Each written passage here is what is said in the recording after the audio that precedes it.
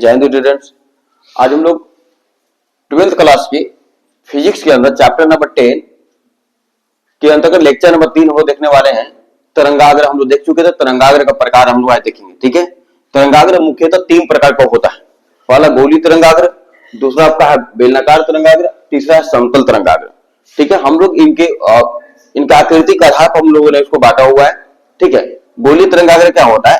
जब प्रकाश स्रोत बिंदु समान होता है, प्रकाश स्रोत अगर बिंदु के समान जैसा होगा प्रकाश स्रोत, तो स्रोत से सीमित दूरी पर जो तरंगाग्र बनता है उसे हम क्या कहते हैं? उसे हम गोली तरंगाग्र कहते हैं। ये बिंदु स्रोत है, इससे उत्पन्न हुआ जो तरंगाग्र होगा वो क्या होगा?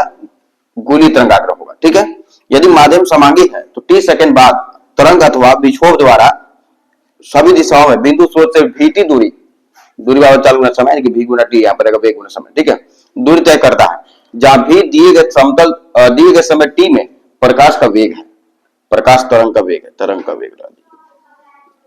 ठीक है, किसी प्रकाश के बिंदु स्रोत O का मध्य बिंदु मानकर vt त्रिज्या का एक गोला बनाया जाता है। मध्य बिंदु O मानकर हम लोगों ने इसको गोला बनाया है। ठीक है, vt त्रिज्या का, अर्थात गोले के पृष्ठ से संबद्ध माध्यम के कण एक साथ विक्षोभित होते हैं। जितने भी से संबंधित इस पृष्ठ से संबंधित जितने भी कण होंगे एक साथ विक्षोभित होंगे। ठीक है, अर्थात सभी कण समान कला में कंपित होते हैं। तरंगाग्र का वेग कला वेग कहलाता है। तरंगाग्र जिस वेग से चलता है वो कला वेग कहलाता है। ठीक है, बेलनाकार तरंगाग्र क्या होगा? जिस प्रकार से हम लोगों ने देखा कि बिंदु स्रोत था, ठीक है, तो गोलाकार तरंगाग्र उत्पन्न किया। उस प्रकार का अगर रेखा स्रोत हुआ, प्रकाश स्रोत अगर रेखा हुआ जैसे ए बी है, तो क्या होगा? बेलनाकार तरंगाग्र होगा। जब प्रकाश स्रोत रेखावत हो तो इस स्रोत से सीमित दूरी पर स्थित तरंगाग्र बेलनाकार तरंगाग्र कहलाता है। ठीक है, इसको एमसीक्यू बनाकर पूछता है निम्नलिखित में से बेलनाकार तरंगाग्र किस स्रोत से उत्पन्न होता है? ठीक है, रेखा स्रोत, ठीक है, या बिंदुवत स्रोत, इस सेक्शन देगा आपको। ठीक है, समतल तरंगाग्र देख सकते हैं, बेलनाकार तरंगाग्र ये आपको रेखा है, इस उत्पन्न तरंगाग्र जो है बेलनाकार तरंगाग्र है। अगर आप समतल तरंगाग्र क्या होगा कि समतल तरंगाग्र जैसे आगे भी ये तरंगाग्र जैसे आगे बढ़ेगा ये भी तरंगाग्र आगे बढ़ते जाएगा, बढ़ते ज्यादा बहुत अधिक दूरी पर, यानी हम समझ अनंत दूरी पर। ठीक है, तो इनकी वक्रता क्या हो जाएगा?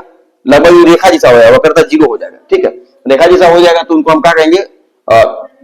इससे भी तरंगाग्र जो उत्पन्न होगा ये भी आगे चलकर अनंत पर ये भी क्या होगा? एक समतल की तरफ व्यवहार करेगा। जब कोई तरंग माध्यम में केवल एक ही दिशा में फैलती है तो उस दिशा के लंबवत खींचे गए पृष्ठ को हम समतल तरंगाग्र कहेंगे। एक ही दिशा में फैलेगा तो दिशा के लंबवत खींचे गए हम लोग पृष्ठ को क्या कहेंगे?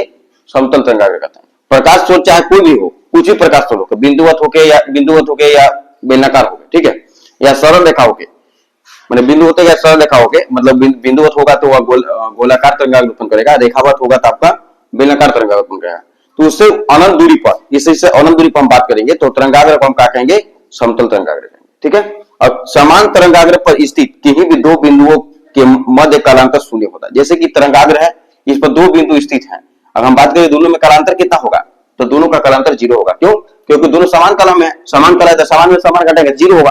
ठीक है, यानी यहाँ पर कालांतर क्या हो जाएगा? 0 हो जाएगा। तब तक मिलते हैं नेक्स्ट वीडियो में। Thanks for watching.